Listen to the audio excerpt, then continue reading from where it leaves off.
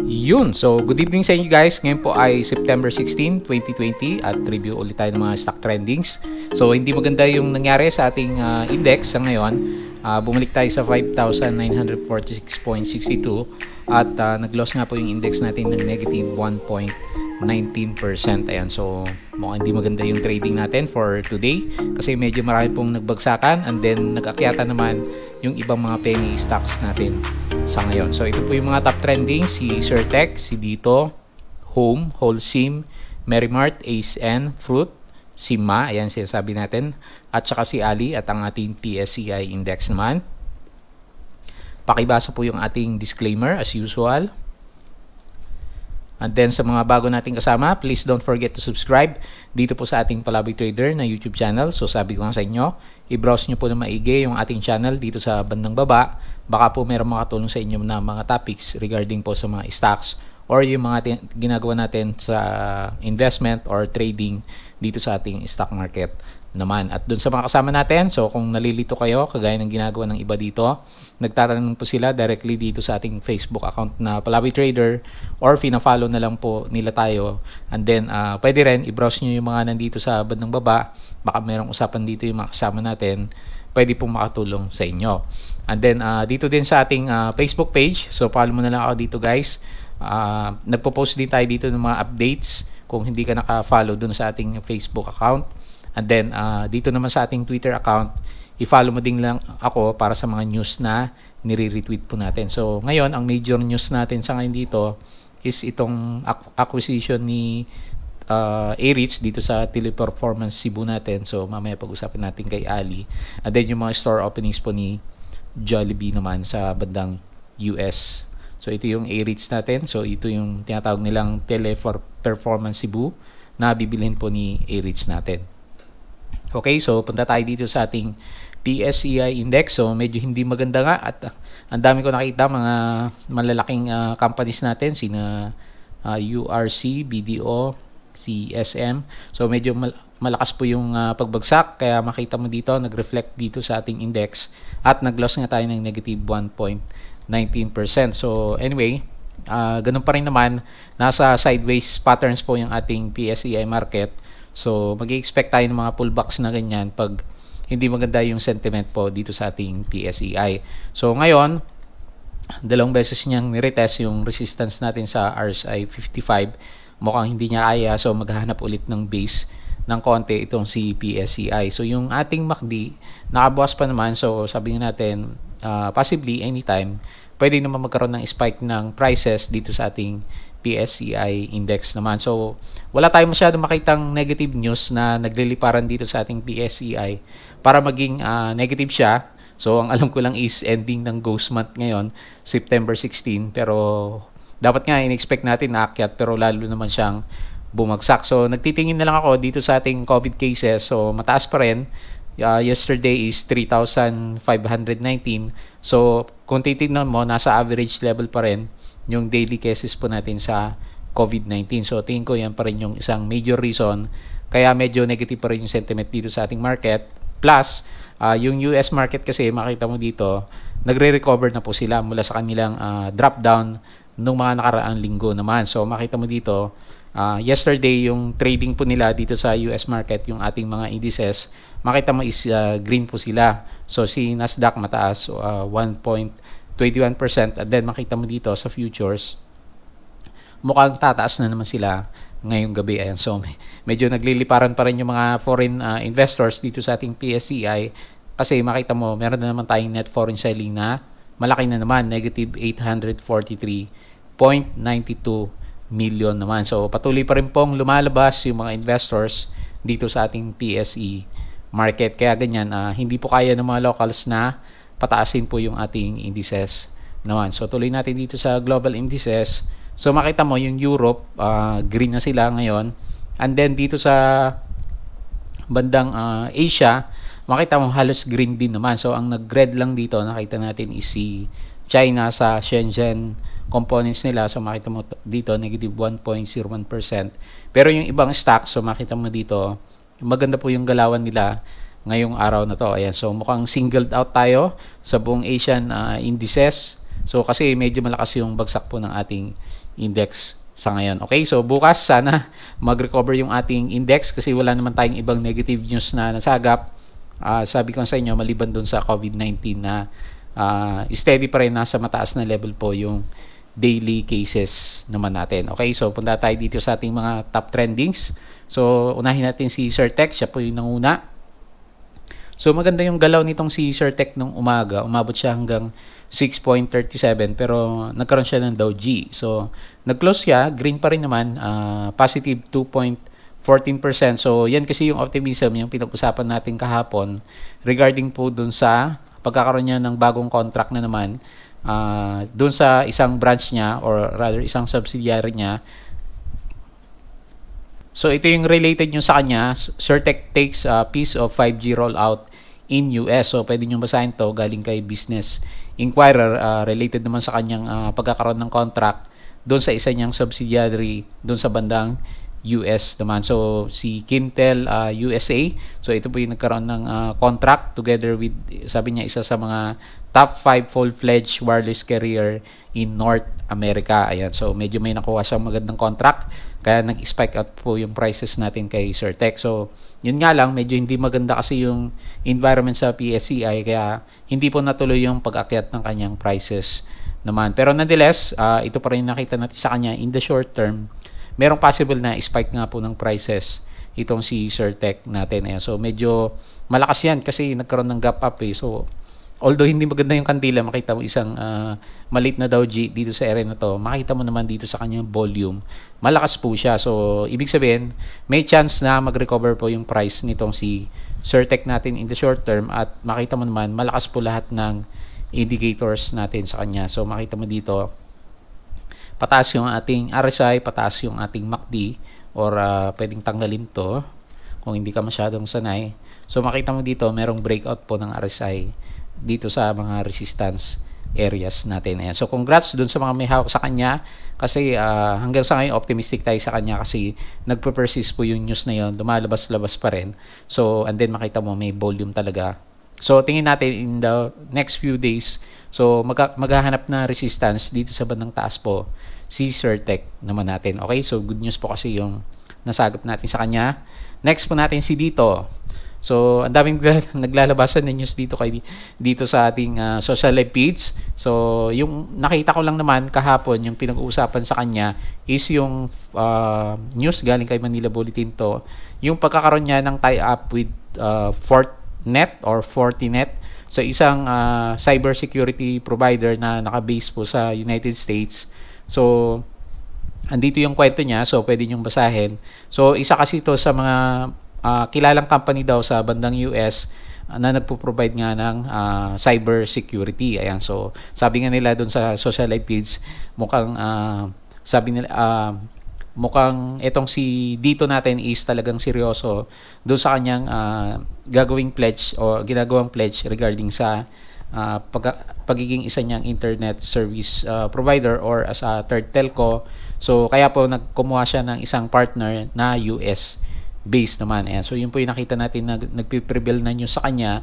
And then pag tumingin ka dito sa kanyang net foreign buying, so makita mo dito, maganda po kasi yung net foreign buying nitong si Dito natin, makita mo continuous po na may bumibili ng mga foreigners sa kanya. So although ngayon hindi maganda yung candle kasi naging hanging man after magkaroon na tayo ng doji ng indecision candle, hanging man naman yung sumunod. Pero nag-stay sa price level na 3.57, yung pinaka-low natin. So naglaro lang dito yung ating price sa kanya. So dahil ganyan yung nangyari sa kanya, so drawing ulit natin yung ating ascending trend channel. So tingin natin okay pa rin naman. So pag ang pagbabasehan mo lang is yung ating movement ng ating overall prices naman sa kanya. So nasa overbought signal kasi siguro kaya medyo nag-profit taking muna yung ibang mga kasama naman natin. Pero overall, sabi ko sa inyo, kung pataas yung mga indicators natin sa kanya as a trader, di ba? So makita mo pataas yung MACD, yung blue line nasa taas ng red line. And then yung RSI natin is meron pa rin naman siyang trend na fina-follow, pataas pa naman. And then plus yung confidence kasi ng foreign investors dito sa stock natin si Dito, yun po yung nagpapalakas ng loob ng mga may hawak naman sa kanya. Ayan. So wala tayong ibang major news na nakuha sa kanya maliban dun sa dalawang items na yon. So overall, kung chart lang pag-uusapan, medyo okay pa naman po itong si dito natin. Okay, so yun po yung nakita natin. Next natin itong si Home. So wala naman siyang major news ngayong araw na to, pero makita mo dito, medyo maganda po yung galaw niya. So kanina, umabot pa siya ng around 6.15, so around 4 to 3% ata to. So, pero nag-close siya 2.38%. So kagaya ni Sir Tech, ganun din yung nakita natin sa kanya. Nagkaroon kasi ng takutan sa PSE market. Maraming pong blue chips ang nagbagsakan dyan. So tingin natin yung isang major news, kaya hindi masyadong mabuhusan itong si All Home naman natin. So pero kung sisilipin mo ng maigi, strictly yung charts natin sa kanya, kung magdo-drawing ako ng peak dito sa area na to hanggang dun sa dulo, medyo maganda po yung price action natin sa kanya ngayong araw na to, kasi natuloy na nagkaroon siya ng breakout. So mas maganda sana kung hindi siya masyadong bumagsak, kasi makita mo yung price action is naka-break kanina dito sa ating MA20. Pero sa ngayon makita mo nag-resist yung ating MA20. Pero nonetheless, pag ginuhit mo kasi yung mga peaks ng ating mga charts sa kanya or mga prices, nakita mo dito, nagkaroon na ng breakout po itong si All Home natin. Ayan, so maganda po yan kung technicals lang ang pag-uusapan. So mukhang ito na yung pinaka bottom niya for this pandemic period natin, kasi ngayon lang siya nagkaroon ng subside sa kanyang pagkakaroon ng selling. So makita mo dito, di ba? Ang tagal na pabagsak po yung prices natin kay All Home. Pero ngayon, naka-breakout na siya. So and then kahit papaano meron siyang volume dito sa area na to. So dito pa lang sa candle na to, tingin natin meron na silang intention na baguhin yung kanyang direction, kasi makita mo naman above average po yung volume, di ba? So yung mga volumes natin dito sa gilid, hanggang dito lang siya, di ba? Dito sa dotted lines natin. Pagdating dito sa area na to, talagang merong nag-intention na baguhin po yung kanyang direction, kasi medyo marami po yung kanyang volume naman. Ayan. So anyway, tingin natin is magandang candles po yung nangyari na yan ngayong araw na to, kasi tingin natin isa breakout candle naman. So hopefully magtuloy-tuloy yan at makarating siya sa kanya next na resistance level naman, which is nandito sa taas ng kanyang candle naman, or rather yung pinaka-weak ng ating candle sa kanya. Ayan. So congrats po dun sa mga nakahuli sa kanya. So hopefully magtuloy-tuloy siya sa kanyang reversal, kasi makita mo pati yung RSI level natin nagkaroon din ng breakout, and then nagka-curve up na pataas yung ating MACD sa kanya. Ayan. So sana magtuloy-tuloy siya para sa mga traders natin kay Home, kasi ang tagal na rin. No? So simula June, so ilang months na yan, hanggang September, tuloy-tuloy po na pabagsak yung kanyang prices naman. So nag-support pala siya dito sa area na to. So ito yung naging isang main na resistance niya, at yung support niya is dito sa bandang pinakababa at around 5.68 pesos naman. Okay, so yun po yung nakita natin, medyo maganda. Next natin si Holcim. So ito yung hindi maganda yung nakita natin sa kanya. So nagkaroon ng breakdown na po ng prices itong si Holcim. So tingin natin is a valid breakdown, kasi meron po kasamang bad news, and then makita mo medyo malalaki po yung volume. So yung buhos na akala natin nung nakaraan, akala ko pullback na normal lang to sa kanya, nagre-retest lang siya dito sa ating MA9. So tinuloyan na ngayong araw na to. So makita mo medyo malakas yung breakdown niya, kasi yung ating RSI, makita mo naman talagang padaos-dos po yung kanyang direction. So meron na ba siyang breakdown? So halos magkaroon na siya ng breakdown dito sa kanyang next na resistance ng RSI or support at RSI 45. So mababa na pala siya sa RSI 50, no? So yung ating 50 lagay lang natin. So dito, so meron na nga siyang breakdown ng RSI, so watch out. So and then ganoon din yung ating MACD sa kanya, nag-align sa, so yung price action, volume, RSI saka MACD, pare-parehas yung sinasabi. So bakit nagkaroon ng breakdown ng price si Holcim? So alam na siguro ng iba, meron kasi siyang lumabas na bad news. So ito, Holcim may have to pay 610 million peso to port operator. So ayon kay Business World, meron yatang court ruling na dito sa nagrereklamo kay Holcim. So meron siyang dating ka-contract si Siaf. So ito po yung nagkaroon ng or naghabla sa kanya para bayaran yung sabi is agreement nila nung nakaraan, si Sia Nectar Port Services naman. Ayan. So kailangan niya bayaran itong 610 million pesos or meron siyang option dito eh. So pwedeng ituloy nila yung agreement nila nitong si Holcim natin. So meron siyang allowable na ilang days ba. So meron siyang 30 days. So kailangan niya mag-appeal sa arbitral tribunal ng around 30 days and from September 14 kung babayaran niya ba to, itutuloy niya yung litigation naman dito sa kaso nilang dalawa, or itong si Sisya is ipagpapatuloy nila yung kanilang agreement.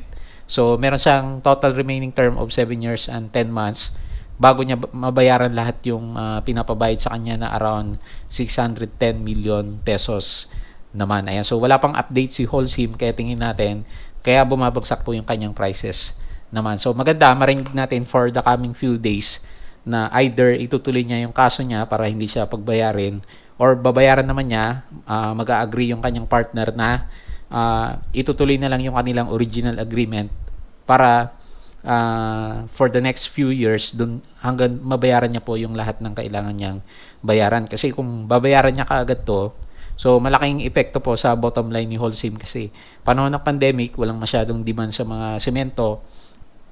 So hindi maganda po sa kanyang revenue. So baka maapektuhan po yung kanyang business. Medyo malaki din, 610 million pesos naman. Ayan. So medyo bad news yun, kaya tingin natin maghahanap ng base or support itong si Holcim natin for the coming few days hanggat wala pa rin po yung news na sa sagot nitong si Holcim naman natin. Ayan. So tingnan mo na maigi yung cut loss point mo kasi may kasamang bad news.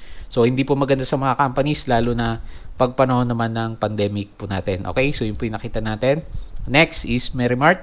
So hindi rin maganda yung chart ni Merrimart, no? So hindi naman siya bumagsak, pero yung mga candles kasi nagsasabi masyadong bearish yung mga traders natin sa kanya. So ilang beses nang tinatry pa akyatin po yung prices nitong si Merrimart, pero mukhang hindi niya kaya. Ayan, so sana hindi masyadong negative yung sentiment bukas. So wala siyang masyadong volume, pero yung RSI is nandito lang naman, above RSI 50. So ibig sabihin hindi naman siya masyadong bumabagsak. Yun nga lang, medyo pangit po yung mga candles. So makita mo dito, pinipilit siyang paakyatin pero hindi niya kinakaya. Ayan. So tingnan natin by September 18. So kinirek tayo ng isang kasama natin yung opening ng isa po niyang stores, kung matutuloy ngayon, and then magandang catalyst yun para kahit papano makaabot siya ulit dito sa around 3.25 resistance level naman. Okay, so yun po yung nakita natin sa kanya. Next, si ACN. So ito yung pinag-uusapan natin kahapon, no? So naghahanap na siya ng base sa ngayon. So mukhang yung MA9 yung pinaka-support level po nitong si ACN po natin. So maganda yung bounce niya kasi gaya ng pinag-uusapan natin kahapon, nag-bounce siya malapit dito sa support area natin, dito sa mga consolidation ng candles, at nag-reverse po yung kanyang prices. So good catalyst yan. Sa technicals po ni Holcim, makita mo na dito sa kanyang RSI, nagbabounce lang dito sa above RSI 56 at medyo nahinto ng konti yung pagbagsak po ng ating MACD naman sa kanya. Ayan. So good news yan sa mga traders natin sa kanya. So hopefully meron pong continuation yung pag-akyat po ng prices nitong si ACN. So nag-gain po siya ng 1.97% naman. So isa ito dun sa mga hinahanap natin na reversal candle after magkaroon ng malakas na profit taking naman kahapon dito kay ACN po natin. Okay, so next si Fruit. So mukhang maganda yung galawan ng mga stocks na hindi natin masyadong napapansin nung nakaraan, di ba? Si Home, and then ngayon si Fruit, and then mamaya si Ma, pag-usapan natin. So maganda din po yung breakout nitong si Frutas natin. So nag-gain po siya 4.88%. So makita mo for the last few days meron na nga breakout ng prices po itong si Fruit natin. Ayan. So kung naghahanap siguro tayo ng mga nakaraan, napansin din sana natin itong si Fruit natin, di ba? So maganda yung kanyang breakout kasi meron pong kasamang volume. So tingin natin magkakaroon na retest dito sa bandang taas na resistance si Fruit. Nabasag din yung ating MA100. So hanapin natin yung next na resistance level is possibly dito sa around 1.35 naman kasi meron siyang support dito, meron siyang breakdown dito, breakdown, support, resistance. So ito yung possible na next na resistance area po nitong si Fruit po natin. So maganda kasi yun nga, meron siyang volume, and then maganda yung MACD. So ilang araw na rin palang maganda yung pagkakabuka, and then yung ating RSI is pataas po, and then meron siyang breakout dito sa bandang taas ng resistance area naman niya. Ayan. So congrats dun sa mga nakahuli at nakabantay dito kay Fruit. So lagyan natin ng guide para sa mga susunod na araw. Sana ma-maintain niya yung pag-akyat niya at magkakaalaman kung kaya niyang basagin for the coming few days itong 1.35 resistance level naman. So wala tayong news. Meron siyang mga news nung nakaraang araw. So meron siyang mga binibiling asset from the proceeds ng kanyang IPO. So yun yung nakita natin na nagbibigay ng fuel sa kanya para patuloy po na umakyat naman yung kanyang prices naman. So masyadong maliit pa naman. Kumbaga yung mga gustong humabol sa kanya kasi more than 7%. So yun nga lang, medyo maliit na yung reward risk mo sa kanya, no? So masyadong malapit yung next na resistance natin at 4% na possible gain kay Fruit naman natin. Anyway, kung na-pick up mo dito sa bandang consolidation niya, meron kang possible upside na halos 10% mahigit dito kay Fruit po natin. Okay, so yun po yung nakita natin sa kanya. Medyo good vibes tayo sa kanya. Next natin si Ma. So, pinitig na naman yung ating mga penny stocks. So, umakyat si Ma. Nag-gain po ng 18.06%. So, wala naman tayong iba makitang catalyst sa kanya. Dalawa sila eh. Si Ma A, saka si Ma B. So, yung magkapatid na to, umakyat na naman. So, ito yung kanyang partner, si Equities B. Meron siyang 24% na gain, pero pangit yung mga candles natin, di ba? Mas madaming trade dito kay si Equities A natin. So, makita mo, mas maganda yung mga candles natin. So, ngayong araw lang na to, nagkaroon siya ng spike. So, tingin natin, traders move guys, itong nangyari kay Ma. So, wala naman siya masyadong catalyst na news. So, ito kasi yung puntahan ng mga traders natin, di ba? So, alam niyo na yung history niya dito sa mga peak areas na to. Umakyat siya, wala naman tayong makitang news catalyst sa kanila ng mga nakaraan. So, yun nga sabi ko sa inyo, be very careful dito sa mga stocks na ganito. Kasi, kung nasalo mo siya, okay, maganda, di ba? Kasi, tingin natin itutulak to. Kasi, madali lang itulak eh. Yung market cap natin is 336 million. So, napakagaan po nitong si Ma. Ngayong araw na to, may value lang siya na 14.48 million. Tinulak na ng more than 18% yung kanyang price naman. Ayan. So, yun nga lang sabi sa inyo, mabilis umakyat, mabilis din bumagsak itong si Ma natin. So, sa ngayon, dahil ganyan yung galaw niya, tingin ko ilalagay ko na dito sa MA100 yung ating pinaka-next na resistance. Mukhang may balak siyang pataasin pa kasi makita mo yung ating volume. Medyo malakas po ngayong araw na to as compared dun sa mga previous days. Halos hindi mo na makita yung kanilang mga volume naman. So, meron siyang potential upside. Then, medyo malaki din, around 14%. So, lalagyan mo lang ng risk reward itong si Ma. Normally, nilalagay ko sa half body ng isang malaking candle. So, nagko-coincide naman dito sa mga support areas. Pag nabasag na yan, medyo ingat-ingat ka na sa kanya kasi malaki yan eh. Kung aantay mo, halimbawa bumagsak siya, then antay mo hanggang sa base is 13%. So, mas maganda maglagay ka ng risk around 6 to 7% siguro. Plus, reward na more than 2:1. So, yung kanyang upside is 15% naman. So, mabilisan po ang galawan dito sa mga stocks na to.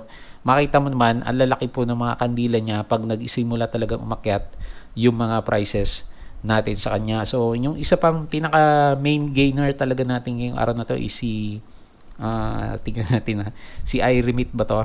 Ayan. So, di ba nung kahapon nag-uusap tayo dun sa tweet ni Miss April Tan regarding dun sa inflows po ng mga OFWs natin. So, biglang pinitik itong si iRemit. Nag-gain po siya ng halos 40% to eh, pero nag-close na lang siya 36.27% naman. Ayan. So, balik tayo kay Ma.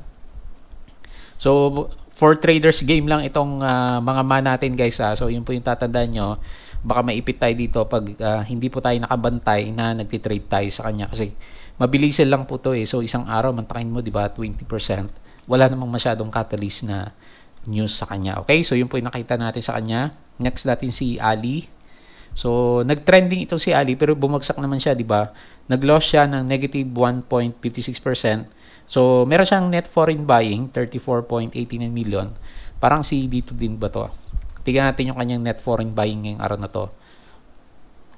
So, Tuloy-tuloy pa din pala yung net foreign buying natin dito kay Ali. So, meron siyang net foreign buying na 34.89 million. Pero wala naman tayo masyado makitang news sa kanya. Bakit siya naging trending ngayong araw na to? Maliban sana kay A-REITs. Kasi itong si A-REITs natin, di ba sabi sa inyo kanina, so binili na nga niya yung Teleperformance Cebu na property. So, napag-usapan naman na natin to nung nakaraan pa, doon sa mga IPOs po ni A-REITs natin, nabalak talaga niyang portions po ng proceeds ng kanyang IPO is pambili nga po niya dito kay Teleperformance Cebu. So maganda to sa mga A-REITs holders natin kasi posibleng tumaas yung dividend yields na makukuha ng mga nag-i-invest po kay A-REITs. So dati napag-usapan natin is for 1 year 4 to 6%. So hindi natin alam kung ilan yung impact ng pag-acquire niya po ng building na to dun sa bandang Cebu naman. So ang nakita lang natin is Ayala Back itong A-REITs na to, kaya siguro nag-trending po itong si Ali natin ngayong araw to. Ayan. So anyway, tingnan natin yung kanyang charts. So nandito na rin lang siya. So nasa support level itong si Ali natin, di ba tinaas natin yung kanyang resistance is bandang taas dito sa around 33.64 kasi medyo malakas yung kanyang upsurge. So mukhang nagre-retest ng base itong si Ali natin kasi ilang araw na rin diretsong umakyat itong si Ali natin. Halos 17% na yung kanyang bounce. So and then pangit yung ating market. So nagiging prone siya sa profit taking. So hopefully magkaroon na retest sa RSI 50 at hindi na siya bumagsak. And then mag-proceed yung ating MACD sa kanyang pagtaas naman. Ayan. So ganyan lang muna nakita natin sa kanya. Mag-drawing ka sa kanyang trend lines gaya ng ginawa natin kahapon. Hindi sana siya mag-break para patuloy po yung tingin natin na uptrending po itong si Ali naman natin. Ayan. So balik tayo sa PSEI. So walang masyadong catalyst. So and then maganda na naman yung US. So nagbabalikan na naman doon yung mga investors natin at ayaw na naman nila sa Philippine market kasi naka-lockdown pa rin nga tayo. Ayan. So yun po yung nakita natin for today. So as usual, bago tayo mag-close, please don't forget to subscribe dito po sa ating Palabi Trader na YouTube channel. Ayan. So mag-browse ka lang. Ganun din dito sa ating Facebook account. I-follow mo na lang ako. Facebook page, follow mo din yung ating page, and then ganun din po yung ating Twitter account naman. Okay, so maraming salamat po ulit sa iyong panonood at pakikinig. Happy trading bukas ulit.